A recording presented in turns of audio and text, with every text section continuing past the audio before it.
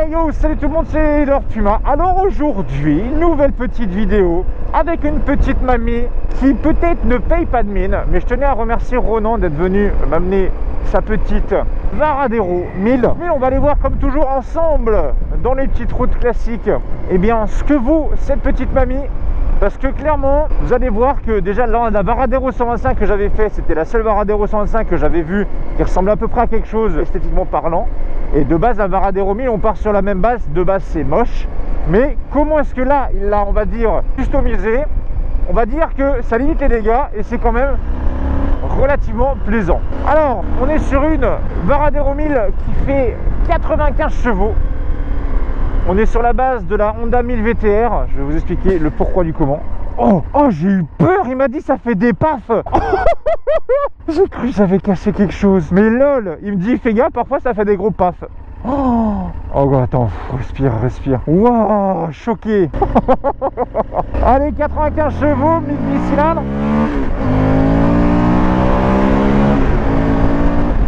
Et ben ça l'amène sans trop de problèmes. Alors cette moto, c'est clair et net. Son credo, ça va pas être la performance, ça va pas être le fait de partir dans les bois à droite à gauche. On va dire que c'est la moto qui peut vous permettre de faire un petit peu tout bien, ou alors légèrement bien. C'est-à-dire que elle a une gueule de trail, mais c'est pas réellement un trail. C'est-à-dire que le freinage de la petite voiturette. C'est-à-dire que cette moto-là se donne un look de trail, mais vous la mettez dans la boue, elle reste tankée, je pense. Ok. Par contre, là où il a cherché, on va dire, sur cette moto-là, quelque chose de sympathique, c'est le confort et le fait que c'est une moto qui t'amène loin, bien et confortablement. On est très bien assis sur cette petite Varadero 1000, sachant que la selle a été changée et rabaissée parce qu'il est un peu plus petit que moi, il doit faire 1m79, je crois, il me disait. Pareil, on a installé une bulle haute sur cette bécane. C'est vrai qu'on est vraiment posé un peu en type trail, c'est-à-dire qu'on est vraiment posé bien sur les fesses. On a le dos quasiment droit, un guidon relativement large et cintré un petit peu vers toi. Alors mine de rien, le bicylindre n'amène pas trop de vibrations au guidon et au cale-pied. Alors je suis sur la ligne d'origine, pot d'origine, mais mine de rien, il a, on va dire, un petit peu vidé entre guillemets, ce qui donne des petits paf-paf sympathiques. Allez, on y va.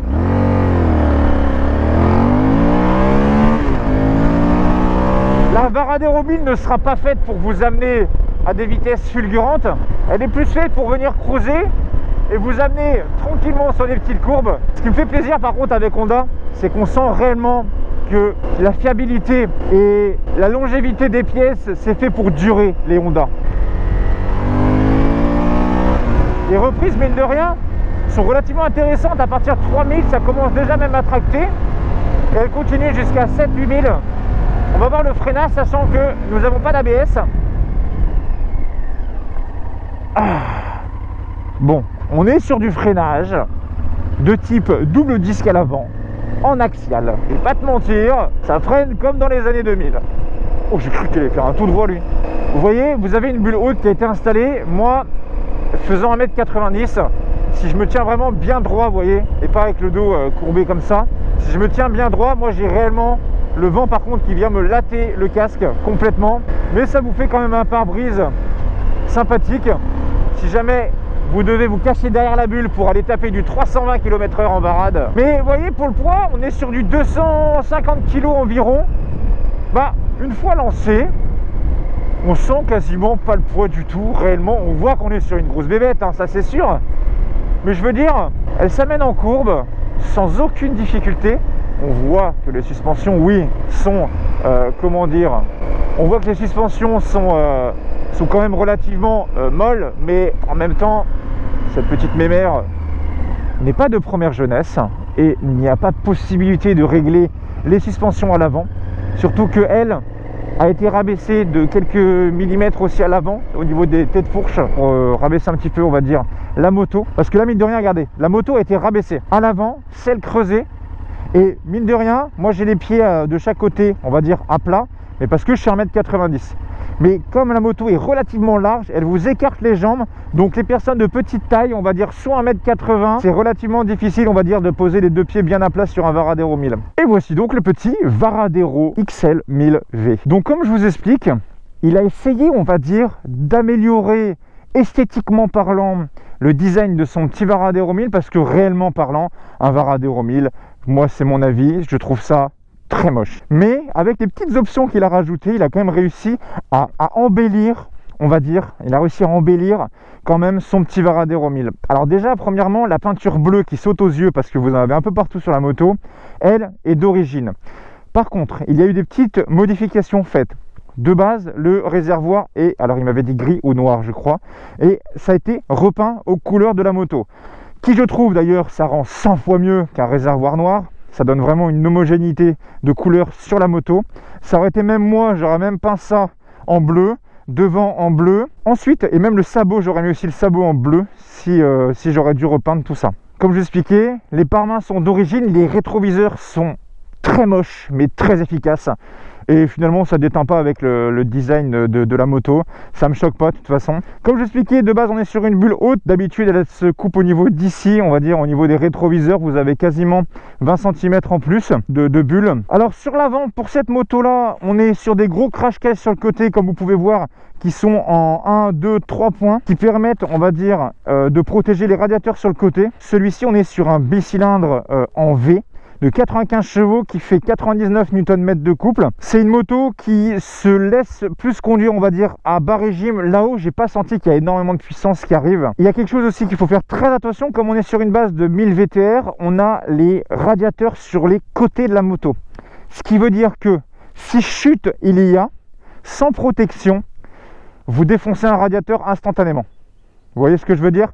Vous avez un radiateur ici et la même chose de l'autre côté. Donc c'est vrai que le fait de venir mettre des petits crash cases sur le côté pour ce Varadero, c'est quand même une très bonne chose de sa part d'avoir installé ça. Dessus, vous avez eu, comme je vous expliquais, pour la petite selle, elle a été changée et refaite. Elle a été aussi un petit peu donc creusée, qui permet vraiment de redescendre un petit peu le popotin vers la route pour poser les deux pieds, comme tout Varadero 1000 qui se respecte, et comme tout Varadero, de toute façon même 125 ou 600, il a de base un gros top case des familles derrière. Je ne vais pas lui demander de l'amener, il ne l'a pas amené, c'est cool, ça donne au moins une ligne un petit peu plus sportive.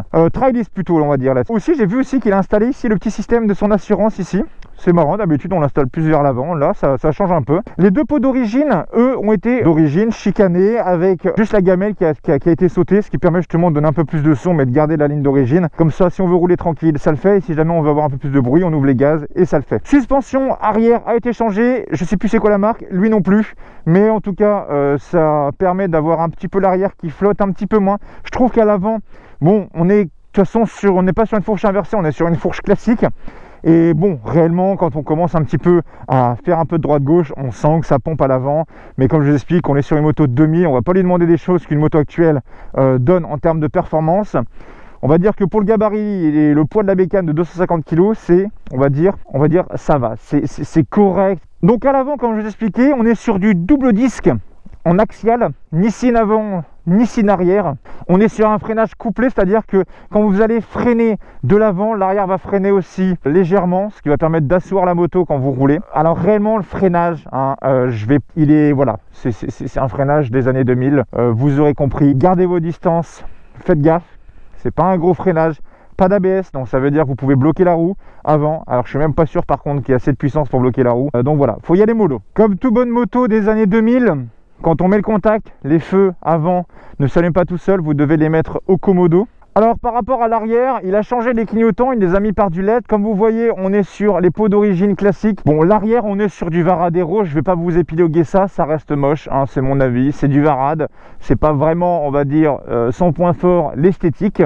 Par contre, ce qui fait son point fort, c'est que c'est une moto qu'il a achetée, on va dire 1900 € avec des frais à faire dessus. Mais on va dire, si vous voulez avoir quelque chose dans cet état-là, la moto a 91 000 km, il faut compter à peu près dans les 3000 €. 3000 € un petit Varadero 1000. Ce qu'il faut faire attention chez Honda, c'est les tendeurs de chaîne. Quand vous achetez des anciennes bécanes comme ça, changez les tendeurs de chaîne. C'est ce qui a sauté sur mon CB500 moi à l'époque.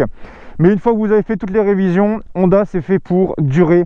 Vous pouvez rouler en Honda et vous aurez normalement jamais un seul problème, on va dire mécanique de la part de la moto si ça a été fait en temps et en heure. Alors comme toujours, je vais reprendre mon petit réflexe à main nue pour qu'on puisse voir bien entendu ce petit compteur. Donc le compteur, ce compteur là, il est relativement basique et lisible, simple. Il n'y a pas de fioriture, il y a vraiment les informations nécessaires et pas beaucoup plus de choses en plus. C'est-à-dire quand je mets le contact, déjà quand on met le contact, vous avez donc la vitesse sur la gauche. Ensuite, vous allez avoir le contour sur la droite qui va donc de 0 jusqu'à 10 000. Alors réellement, la moto commence à rebuter vers 8 500, 9 000, j'ai l'impression. Donc cette moto, comme je vous expliquais, elle commence réellement, on va dire, à tout doucement à tracter vers 3 000. Et j'ai l'impression vers 4 500, ça commence à tracter un peu les bras jusqu'à 7 000. Après 7 000, 7 500, ça gueule, mais ça avance pas beaucoup plus. En dessous, vous avez température moteur. Vous allez avoir plusieurs petits voyants, voyant plein phare, voyant d'huile, voyant neutre et le petit voyant de témoin de réserve. Vous n'avez pas de jauge à essence, vous avez juste un témoin de réserve. Vous avez les deux gros voyants ici, gauche et droite, qui sont bien distincts pour clignotant gauche, clignotant droit. Pas de warning sur cette moto là. Comme je l'ai expliqué sur cette bécane, vous avez ici sur le commodo. Sur ce commodo là, vous devez, voyez, monter ou descendre ce petit interrupteur pour pouvoir mettre les veilleuses, les croisements, plein phare, pas plein phare, clignotant gauche, clignotant droit, on reste appuyé dessus. Le pass, si jamais vous avez besoin de faire, vous voyez, petit appel de phare. Sur le côté droit pour démarrer, là vous avez donc le coupe-circuit ici, le petit bouton pour démarrer la moto. Vous allez avoir deux petits écrans numériques. L'heure à droite, il est actuellement 2h36. Et vous avez ici le petit bouton. Alors celui-ci bug un petit peu, j'ai pas réussi à le faire bouger, mais en fait ce bouton-là, vous mettez trip 1, trip 2, et ensuite vous allez avoir l'odo. Donc la moto a à peu près 91 000 km. Ce que j'ai remarqué aussi, je vais profiter de garder le réflexe en main. Alors vous avez juste ici, alors je sais pas si vous voyez, là vous avez les caches ampoules qui sont à droite et à gauche. Ce qui est bien, c'est qu'elles sont relativement accessibles si jamais vous devez changer vos ampoules avec une ampoule qui lâche. C'est l'avantage, on va dire, quand vous avez une Honda, c'est que tout est facilement changeable, réparable avec très peu de moyens, donc ça c'est cool. J'ai oublié de vous dire aussi, vous avez une petite prise 12 volts à droite si vous voulez rajouter un GPS ou d'autres choses comme ça. Ce qui est quand même bien aussi, c'est quand vous avez beaucoup de plastique devant, vous pouvez venir coller un scotch 3M avec un support téléphone, vous pouvez mettre beaucoup de petites choses, améliorer, on va dire, un petit peu le confort de cette moto à moindre coût.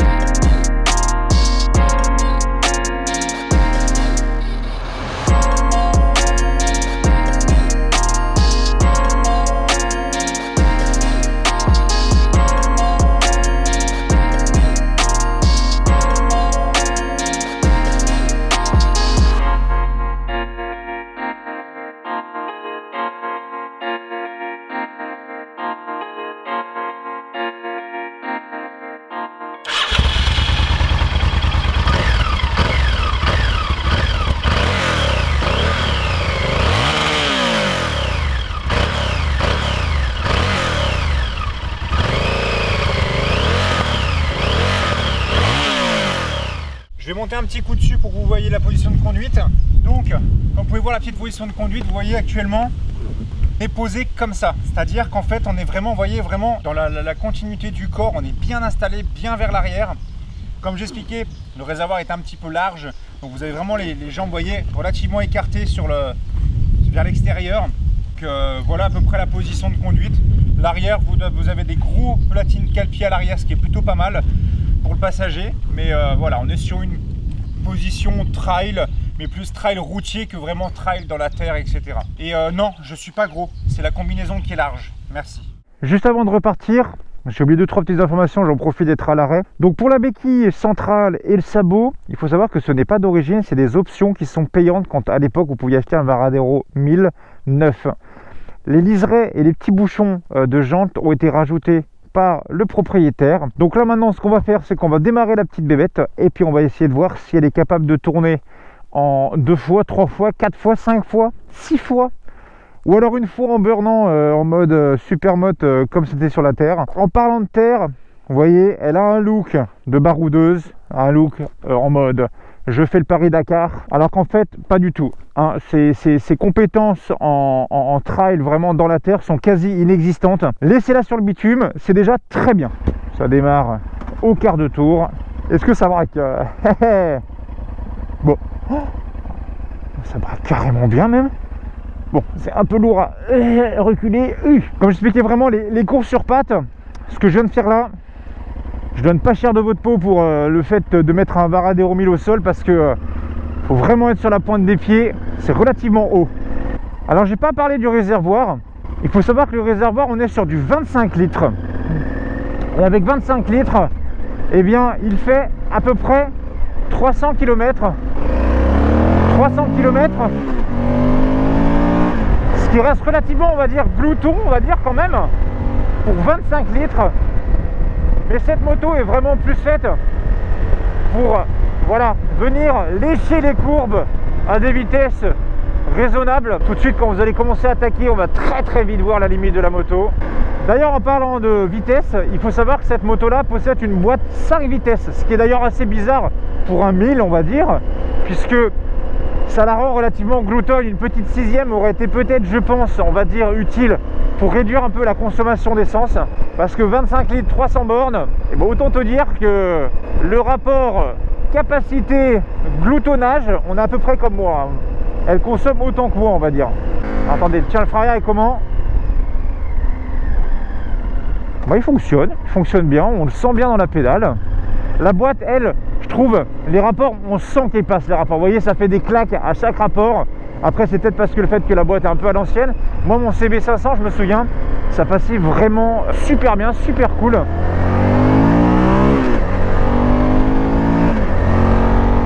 Alors attention, parce que cette moto-là aussi a quand même un frein à moteur d'un bicylindre en 1000 cm3. Donc attention au blocage de roue arrière si vous pétez un rapport un peu trop haut.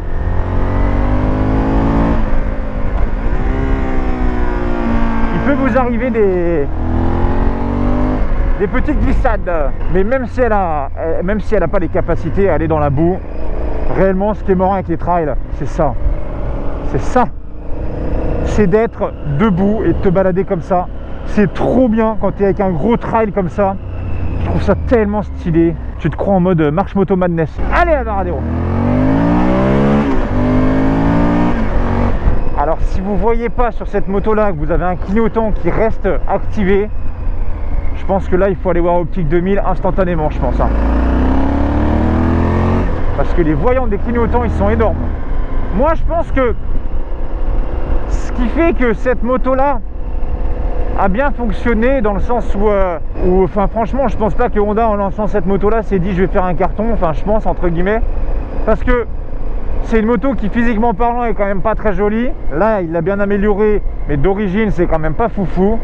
Mais je pense que c'est surtout le fait qu'on est sur une moto un peu atypique, dans le sens où elle paye pas de mine, mais elle est faite vraiment pour cruiser, pour être bien en duo.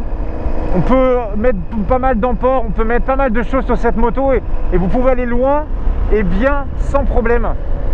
Ils ont plus mis, je pense, l'accent sur le confort de cette moto là.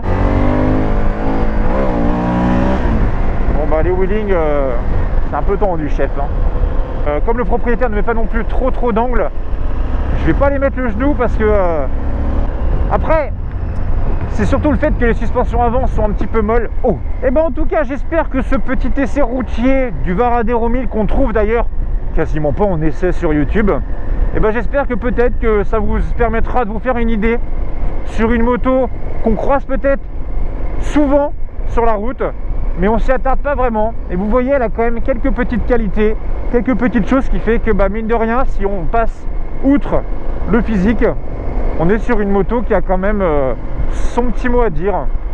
Donc en tout cas, bah, je tenais à vous remercier d'être de plus en plus nombreux sur ma chaîne YouTube. N'oublie pas de venir t'abonner à ma chaîne YouTube, ça me ferait extrêmement plaisir de voir que vous êtes de plus en plus nombreux. Pareil sur mon Instagram, on est déjà 51 000, je poste énormément de choses en story, vous pouvez suivre vraiment toutes mes journées. Donc c'est Lord Puma YouTube, vous allez sur Instagram et puis moi je vous valide, et ensuite vous faites partie de la team Puma sur Insta et vous avez accès à beaucoup de petites choses sympathiques. Je vous dis à bientôt, prenez soin de vous, équipez-vous et à la prochaine. Allez, ciao ciao tout le monde.